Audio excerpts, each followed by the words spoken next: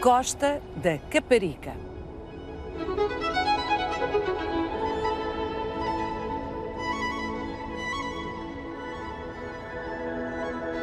Esta igreja foi erguida na segunda metade de 1700 pelos pescadores da Costa da Caparica.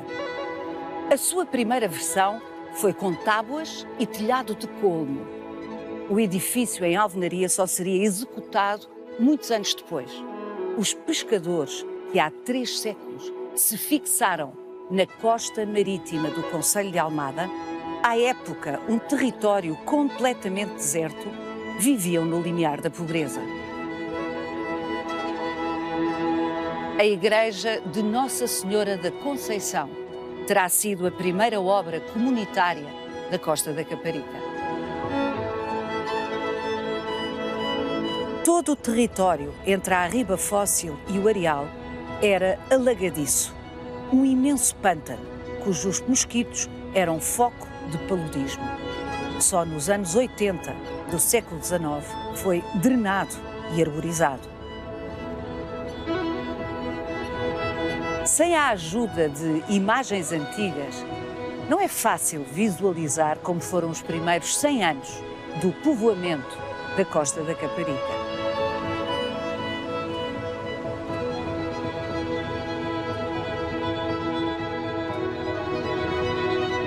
A partir dos anos 30 do século XX, os terrenos onde os pioneiros da costa tinham escolhido assentar à chegada foram-lhes sendo sucessivamente retirados pela avidez imobiliária que tomou conta desta região.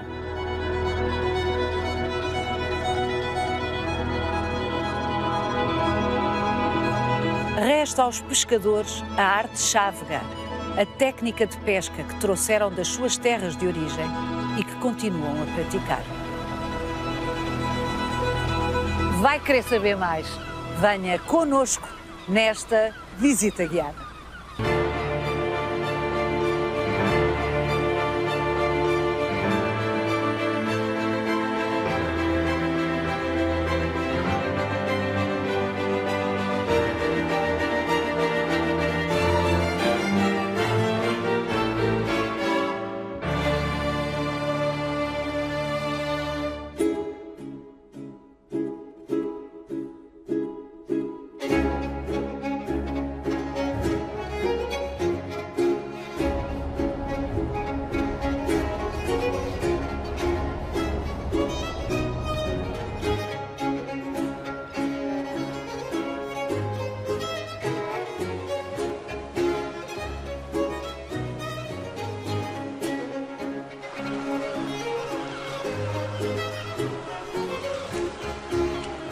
Francisco Silva.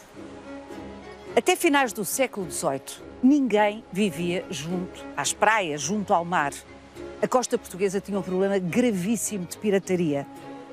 Os piratas chegavam, saqueavam tudo o que viam e raptavam as pessoas que depois tinham que ser resgatadas, com sorte, não é? Era um pavor coletivo, a ideia dos piratas, por mais estranho que isso hoje nos possa parecer.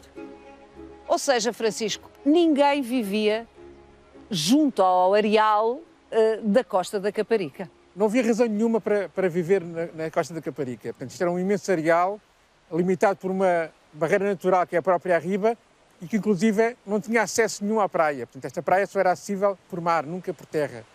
E depois, não havia estradas? Não havia estradas nenhumas. Portanto, a Arriba não permitia o acesso pedonal a este espaço. Esta frente atlântica era a fronteira não só do concelho de Almada, como da própria Europa.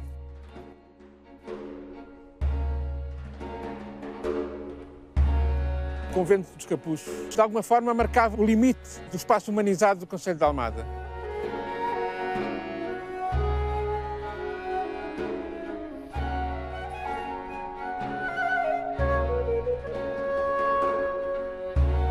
Mas, Francisco, este mar tinha e tem muito peixe. Este mar tem, de facto, muito peixe, em virtude da proximidade do estuário do Tejo, que faz com que muitas espécies migrantes entrem no estuário para desovar e outras saem do estuário para desovar no mar, e que faz com que toda esta condição ecológica, digamos, seja uma zona, como se diz, muito piscosa. Foi esta abundância de peixe que fez com que, a meados do século XVIII, várias populações deslocassem este local para exercer a pesca, ainda nessa altura de uma forma sazonal.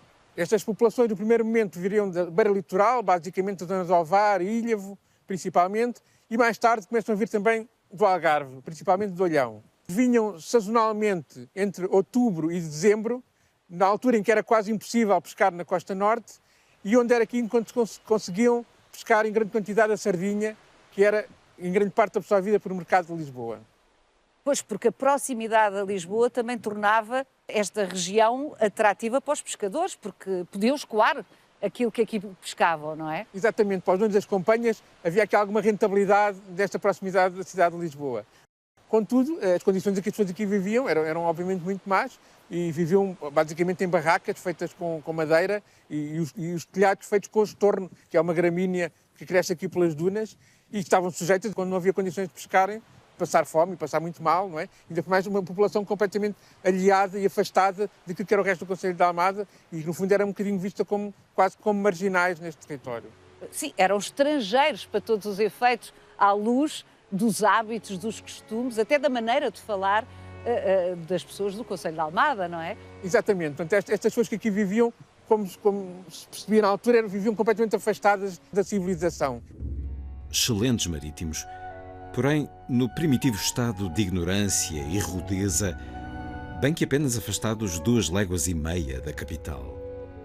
O saco ou vale que habitam, cercado por todos os lados, menos pelo que lhe dá ingresso, nada produz. É um contínuo areal.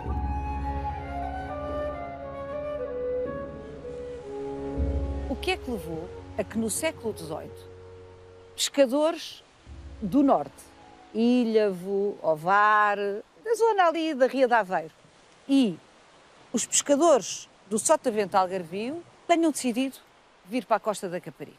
Pelo que se sabe, na primeira metade do século XVIII, houve vários fenómenos de assoreamento da Ria de Aveiro que alteraram toda a dinâmica da pesca dentro da ria.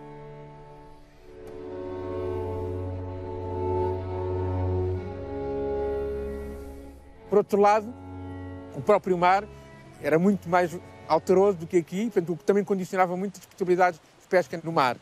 Por essa razão começaram-se a espalhar pela costa portuguesa cada vez mais para sul. Em relação aos algarvios, há que lembrar que o terremoto de 1755 foi também devastador. Depois da ação do Marquês de Pombal, com a construção da Vila Real de Santo António e com o incêndio, a destruição de Monte Gordo, com o objetivo de empurrar os pescadores para a nova vila.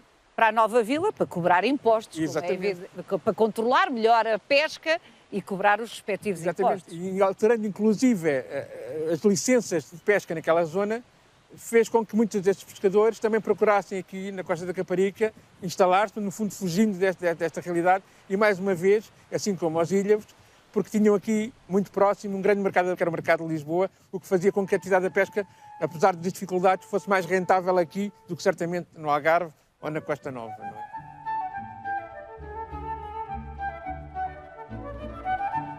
O que é facto, Francisco, é que nos anos 70 de 1700, a documentação é escassa, mas disto há notícia, já aqui estavam fixados nos areais da costa da Caparica ilhavos, já não era sazonal, ilhavos e algarvios. Exato, a data, digamos, oficial da fixação das primeiras companhias, que neste caso eram de Quando se diz companhias, é agrupamentos de... Exatamente, é o grupo de pessoas que pescam com o mesmo barco e com a mesma arte, digamos, com a mesma rede.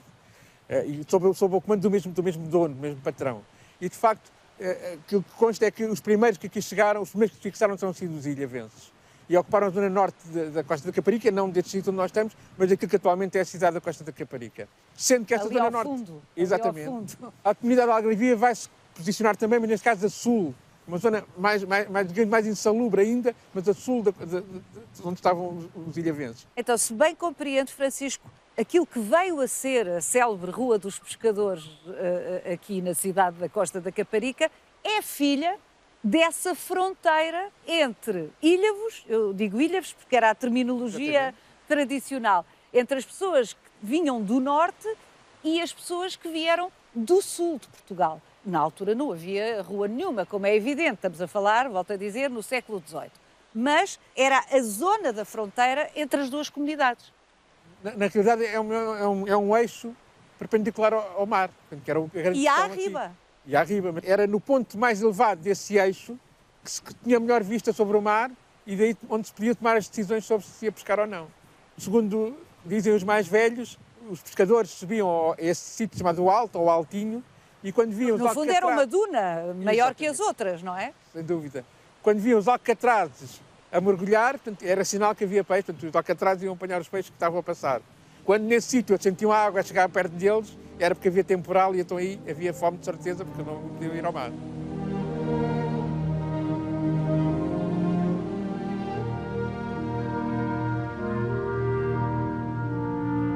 Entre os ilhavos e os algarvios havia uma rivalidade enorme, não só pela competição pelo mesmo recurso que é a pesca, como por razões de bairrismo. Cada comunidade se identificava com a sua própria origem e fazia com que houvesse essa rivalidade que fica bem expressa num romance de cordel, em que trata da batalha que houve entre os ilhavos e os algarvios ao largo da Trafaria, do país da Trafaria, como se dizia na altura. E que é uma história que se conta rapidamente, portanto vinham tripulações do Algarve para pescar aqui nesta zona e chegaram aqui certamente cheios de fome e quando aqui chegaram encontraram redes no rio e começaram a levantar as redes e a tirar o peixe, só que as pessoas da Trafaria, entanto, viram o que é que estava a passar, meteram-se nos barcos cheios de chuços e de paus. Portanto, as redes eram dos da Trafaria. Exatamente, as redes já lá estavam. E os da Trafaria tinham origem... Já são do norte e vão fixar a primeira Trafaria, só mais tarde é que vêm para a costa da Caparica. E este romance de cordel conta exatamente essa história, que eles já ali mortos e feridos e cabeças partidas, porque claro que os outros, quem lá tinha posto as redes, não queria ficar sem o seu peixe. Travando-se a dura guerra de parte a parte, era tão grande o marcial estrépito, junto com o furioso alarido daquelas bárbaras e rústicas línguas, que toda a gente da Trafaria saiu a campo, sem que ficasse velha no canto da chaminé, nem moça na porta da rua, que não acudisse à praia, onde se avistava o lugar da batalha.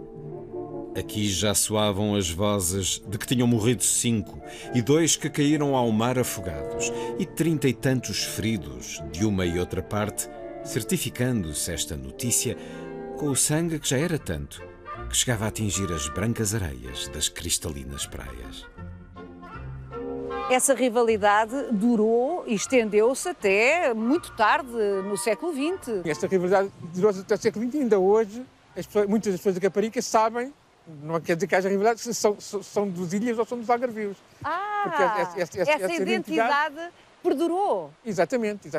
É muito curioso porque, inclusive, há um livro do Romeu Correia chamado O Calamento, que é um romance neorrealista, mas que de alguma forma consegue retratar muito bem como é que estas rivalidades aconteciam. Tipo, não era bem visto que um rapaz de Ilhavo fosse namorar com uma rapariga que fosse do Algarve, por exemplo. Né? Claro que isto acontecia na mesma, só que isto depois criava cisões e conflitos entre as famílias. Né?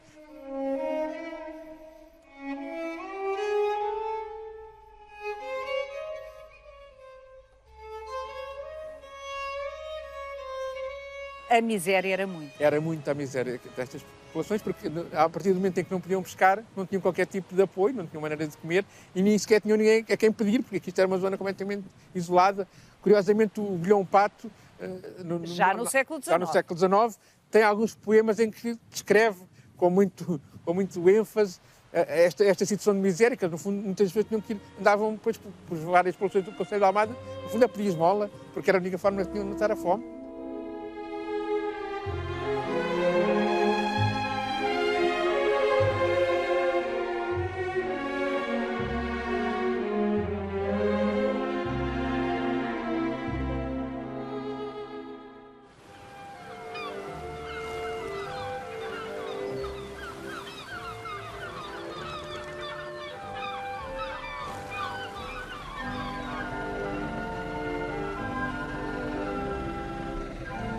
Estamos a assistir a manobras da arte chávega. A arte chávega é uma arte de pesca que os pescadores de Ilhavo e do Sotavento Algarvio trouxeram para aqui, para a costa da Caparica, no século XVIII.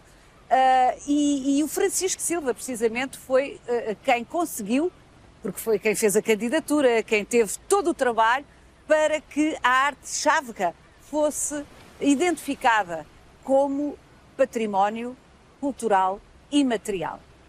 O que é que caracteriza a arte chávega? A arte chávega é uma pesca de cerco envolvente de puxar para a terra, portanto, não é uma arte de arrasto. Basicamente é uma pesca milenar e que tem a característica de ser uma pesca coletiva.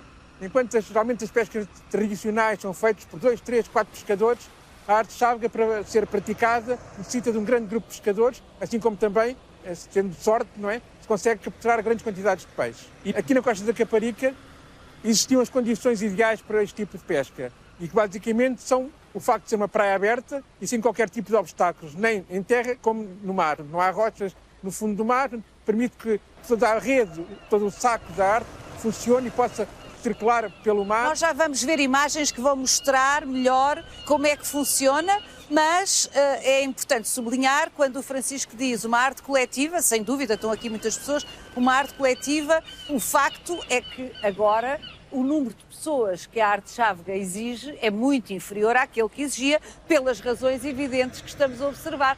Agora há meios mecânicos, há motores envolvidos, antigamente era tudo à força de braços, não é? Apesar da mecanização, ainda hoje, nos dias de hoje, para uma arte funcionar em condições, precisa no mínimo de 20 pessoas. Porque apesar dos motores e dos tratores, continua a haver uma grande dimensão ainda de trabalho braçal. Portanto, há várias fases em que, de facto, o trabalho braçal é fundamental e que, no fundo, os motores ajudam, mas não resolvem todo o problema.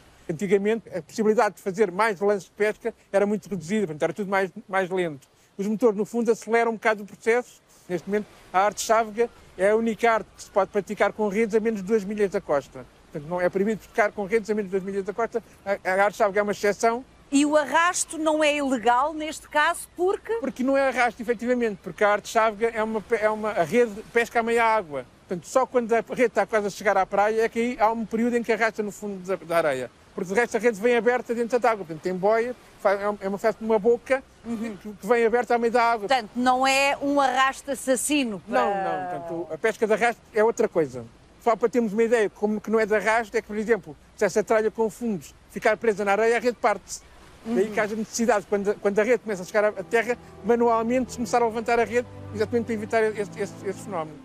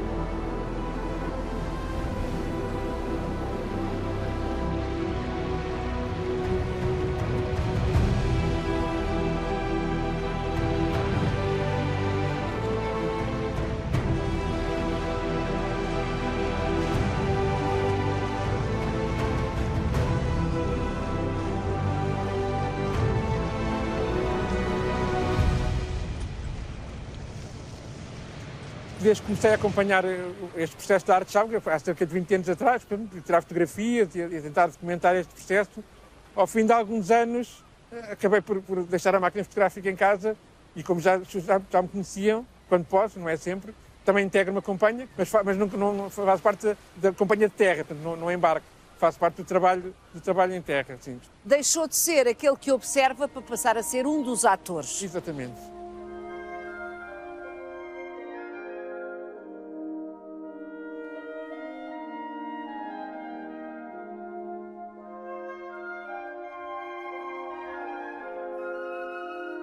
Como já vimos, Francisco, antes do século XVIII, todo este território era desabitado, absolutamente deserto. Deserto de presença humana.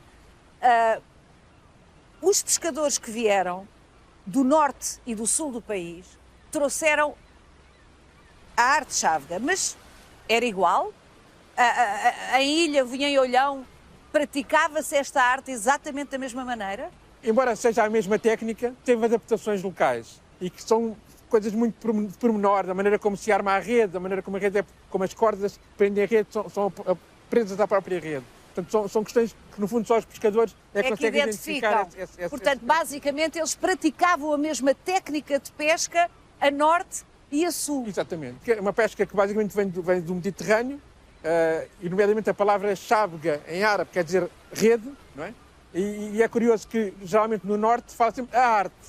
A tradição da chávega, da palavra chávega, vem exatamente do Algarve, e aqui na costa juntam-se as duas tradições. A arte que vem do norte e a chávega que vem do sul. E então ficou a arte chávega. Exatamente. E o que é que caracteriza a arte chávega da Costa da Caparica?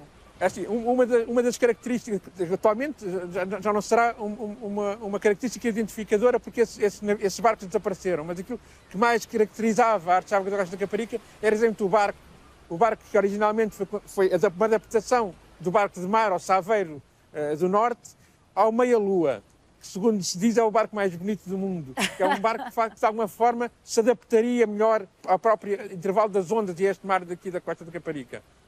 Esses barcos acabaram por desaparecer, portanto, neste momento, porquê? Porque não eram muito pouco seguros, eram barcos muito perigosos, e a arte chávega, para ser viva, é preciso que se adapte às condições de vida das pessoas que a praticam, não é? E neste caso, não só a motorização dos barcos, como a própria forma dos barcos, tem como função, obviamente, a proteção e a segurança dos pescadores.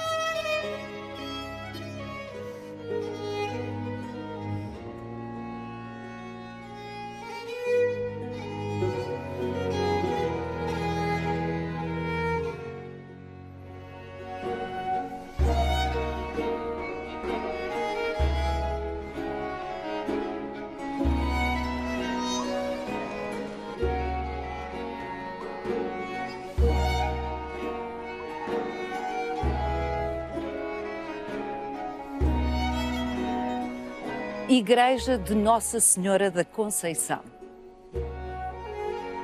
A primeira igreja da Costa da Caparica não era assim. Seria uma igreja construída ainda com madeira e com os telhados feitos com colmo.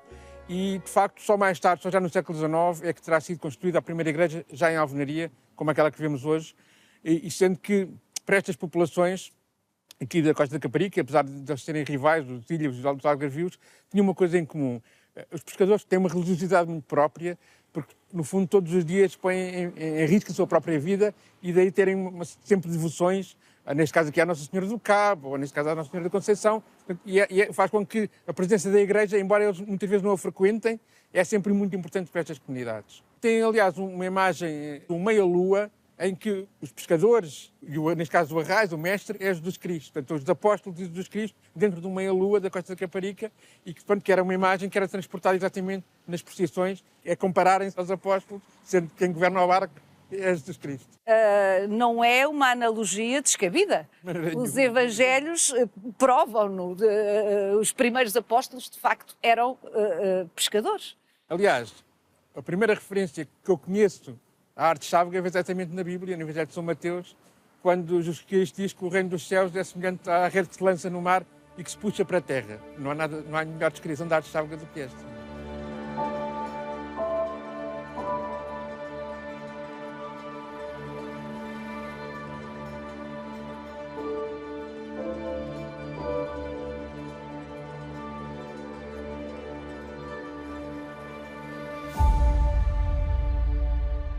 Uma das primeiras prioridades, digamos, que houve para esta comunidade foi ter um espaço religioso, porque porque de facto estava muito afastada da Igreja Matriz, era praticamente impossível para as populações que aqui estavam, que aqui viviam, deslocarem-se à Igreja para receber os sacramentos, e então tiveram essa necessidade de criar aqui, no território onde habitavam, um templo, que era não este que aqui vemos hoje, mas provavelmente na mesma localização.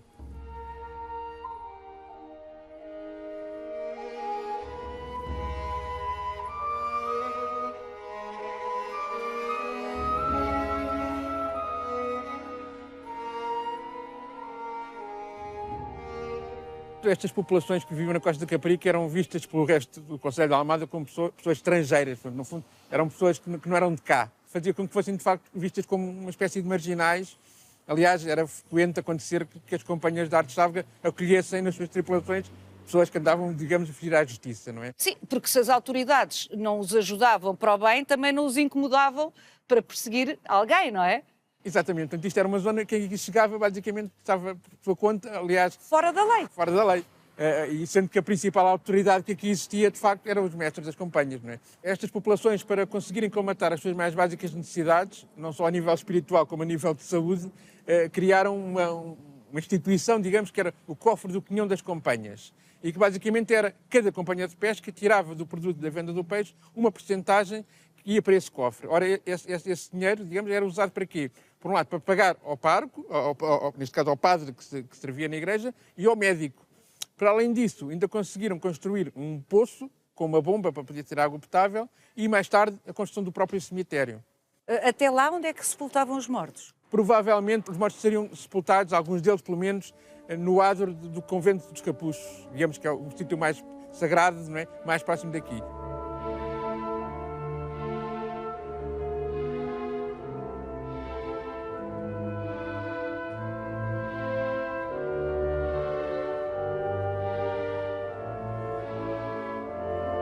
Para mostrar o quão aliada estava a Câmara da Almada, nessa altura, da vida destas populações, há uma carta que é enviada à Câmara da Almada pelas autoridades sanitárias de Lisboa a perguntar porque é que não tinham sido informados que havia aqui um grande surto de paludismo. Paludismo? É verdade.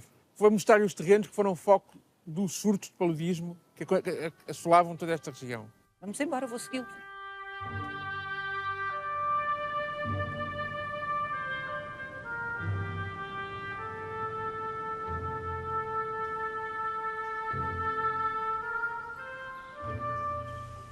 Parque Municipal de Santo António da Caparica.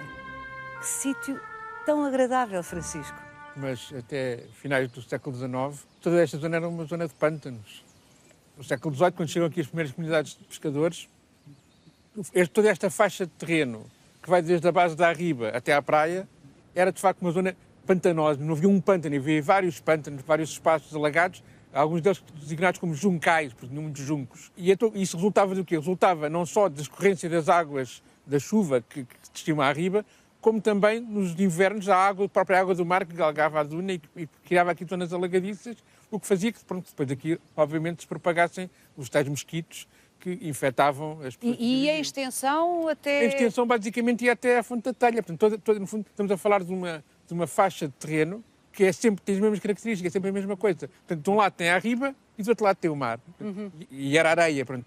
A história da Costa da Caparica não é mais do que a transformação desta paisagem. Portanto, nós temos aqui uma paisagem cultural que resulta da transformação destes espaços de dunas e de juncos e de pântanos naquilo que nós vemos hoje, não é?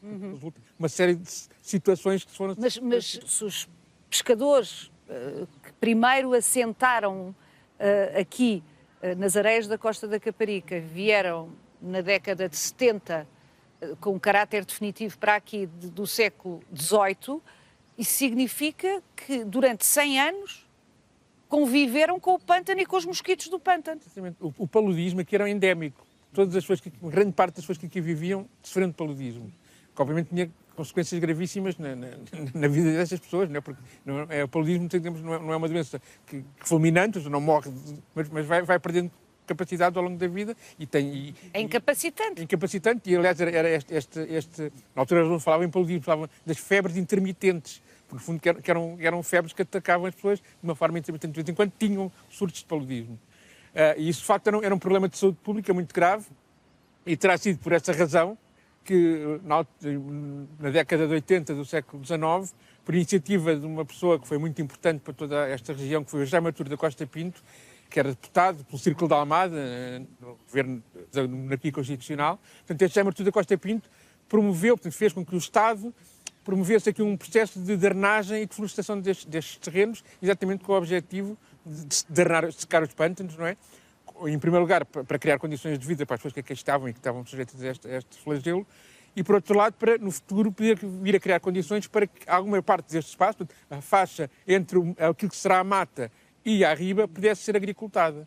O plano que aqui foi aplicado, que era, na altura, um plano definido por engenheiros agrónomos, não é? Que era, basicamente, abrir valas de drenagem destas águas. Aqui no Fal temos aqui uma dessas valas.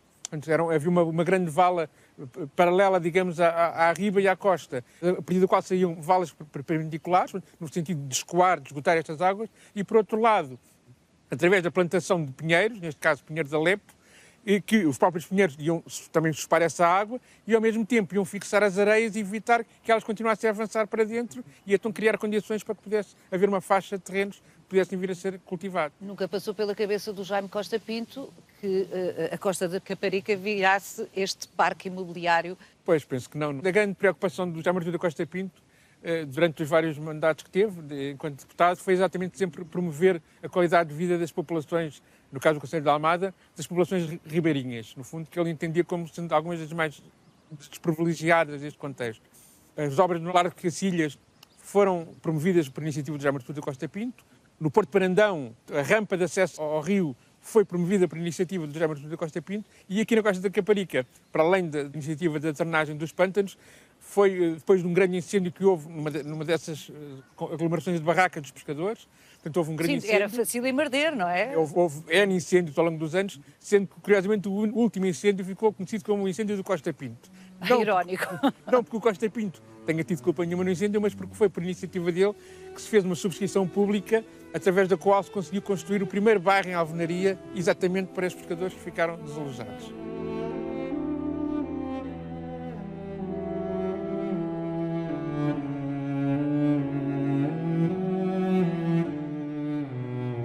Quando foi possível começar a fazer agricultura, quem é que fez agricultura aqui, antes disto estar tudo urbanizado? Os pescadores desdobravam-se? Não, aqui na Costa da Caparica os pescadores nunca foram agricultores. Até há quem diga que o pescador preferia morrer à fome do que pegar uma enxada.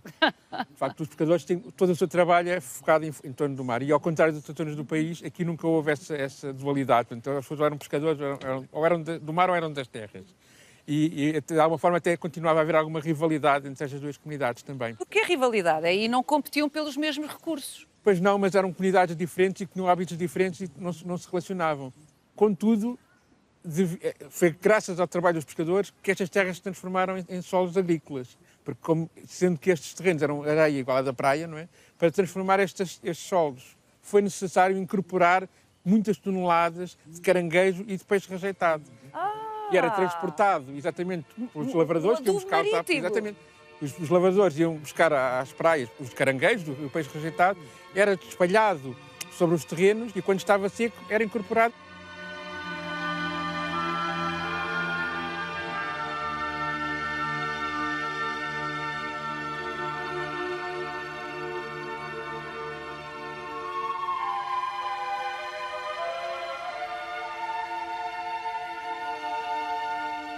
Francisco, o facto é que em muito pouco tempo pescadores e agricultores, mas fundamentalmente os pescadores, se viram na mesma situação. Uma situação de exílio forçado, de alguma maneira, ou seja, foram empurrados dos locais onde tinham escolhido viver quando aqui chegaram, porque estes terrenos se tornaram, a partir dos anos 20 do século XX, absolutamente apetecíveis para o imobiliário. Vamos até a uma das últimas ruas que testemunham esta deslocação da população dos pescadores, daquilo que era a povoação que eles fundaram, a Costa da Caparica, para a sua periferia? Sim, senhor. Vamos lá.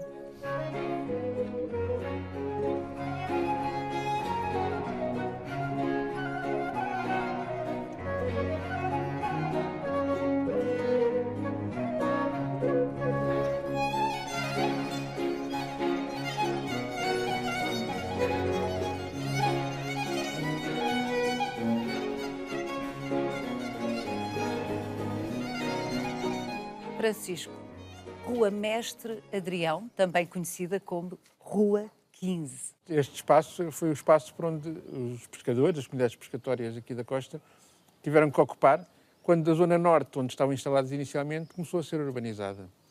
E como de alguma forma foram empurrados para aqui, contra a sua vontade, chamaram este sítio a Ilha do Sumiço. Porque era um sítio tão longe, tão afastado. Hoje não é, hoje faz parte da cidade, mas temos que pensar que em meados do século XX era uma periferia, não é? Exatamente, portanto, a partir de 1921 cria-se uma comissão para a promoção turística da Costa da Caparica. E em 25 consegue-se que a Costa da Caparica seja classificada como estância balnear. Então isso vai abrir caminho a todo um processo de especulação imobiliária imparável e que tem como objetivo construir casas de banhistas, que são essa outra comunidade que começa a vir para a costa. Já antes disso, já era tradição das pessoas virem passar no verão à costa, iam ficando nas casas dos pescadores.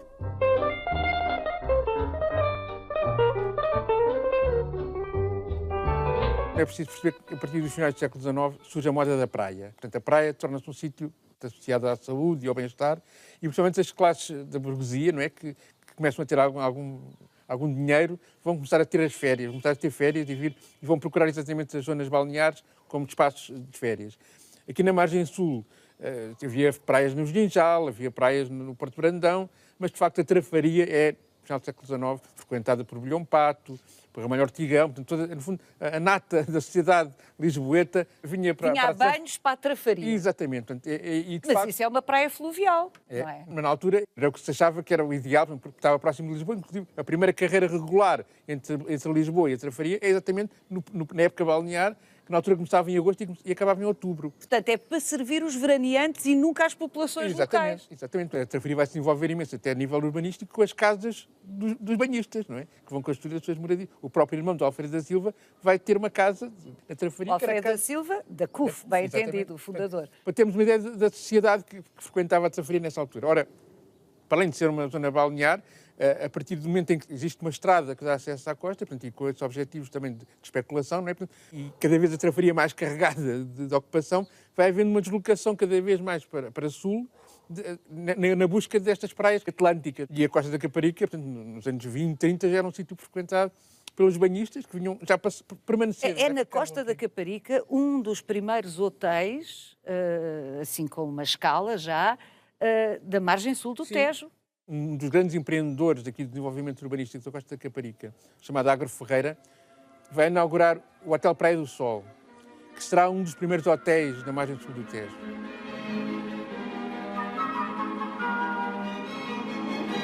Este desenvolvimento urbanístico começou sempre na Zona Norte. Portanto, a Zona Norte, por trás da igreja, chamado bairro do Convento, terá sido a primeira zona em que é urbanizada. E, de facto, à medida que essa urbanização se vai desenvolvendo, vai ocupando também os terrenos agrícolas, ao ponto que, atualmente, as zonas agrícolas estão só na zona sul da Costa da Caparica.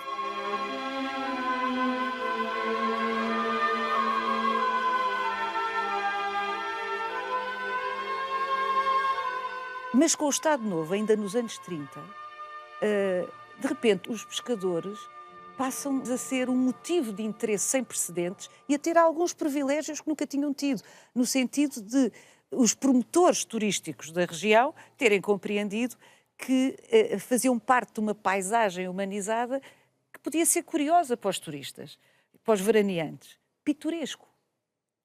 Sem dúvida, a Costa da Caparica, pela sua grande proximidade da capital, e por começar a ser frequentada por milhares de pessoas que aqui vinham, vai se tornar exatamente o exemplo daquilo que são os pescadores nacionais.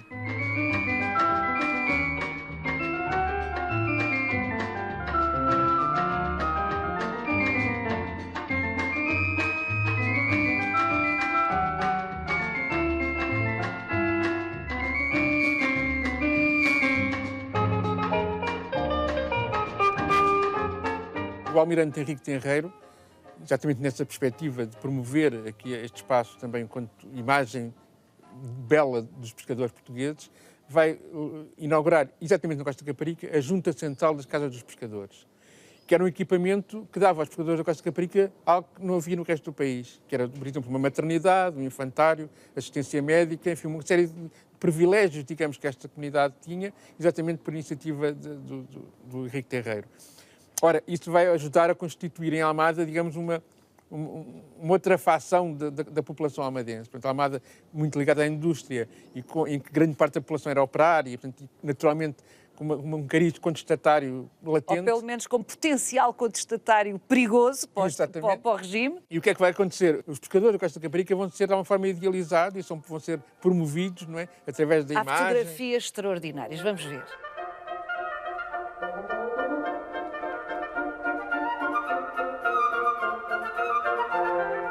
A produção desta imagem idealizada, e é uma produção, é uma fantasia, como é evidente, dos pescadores da Costa da Caparica, como uma espécie de exemplo do que era ser pescador em Portugal, não é? Um exemplo fantasioso. Se calhar as condições de vida não se alteraram radicalmente. De alguma forma vai melhorar um bocadinho, porque o Almirante Henrique Terreiro vai também promover a construção de um bairro social para os pescadores, que vai ser construído em 3 fases, sendo que a última fase já será inaugurada já depois do 25 de Abril. Mas há um projeto de criar aqui um bairro de pescadores, e isso é a semelhança do que se fez noutras zonas do país, e não é exclusivo da Costa da Caparica. Mas, de facto, há depois também um conjunto de iniciativas mais ao nível da propaganda. É criada uma banda filarmónica de pescadores, um rancho folclórico de pescadores, inclusive um jornal promovido por esta comissão de iniciativa, que era o chamado Praia do Sol, que era um jornal que divulgava não só as notícias da Almada, mas principalmente promovia a Costa da Caparica enquanto espaço de eleição, não é? Para veraneio.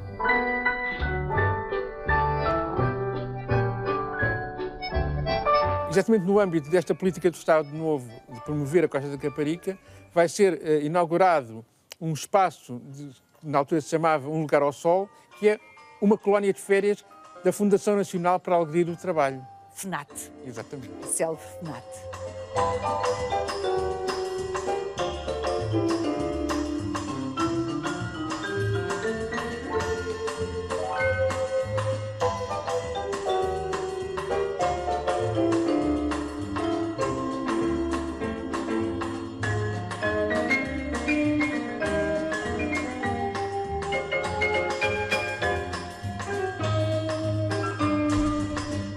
Essa história que nos conta, Francisco, essa, de entre as muitas que nos contou neste Visita Guiada, de os pescadores da Costa da Caparica, toda a vida subalternizados, esquecidos, negligenciados pelas autoridades, terem, nos anos 30, servido uma política de propaganda do Estado Novo e, portanto, de alguma forma, pela primeira vez, terem sido observados com essa intencionalidade, é de uma ironia amarga, de alguma forma, não é? Quer dizer, no fundo, serviu para dizer eis uma população exemplar versus a população insurreta dos operários da indústria do Concelho de Almada. Era essa a mensagem que passava e tornou-se ainda pior porque a seguir ao 25 de Abril, principalmente ao nível do poder local, estas populações também eram consideradas, eram os do antigo regime, não é? No fundo eram pessoas próximas daquilo que no fundo tinha acabado. Sem serem tidas nem achadas. Sem terem tido culpa nenhuma disso, como é óbvio. A história dá cada volta.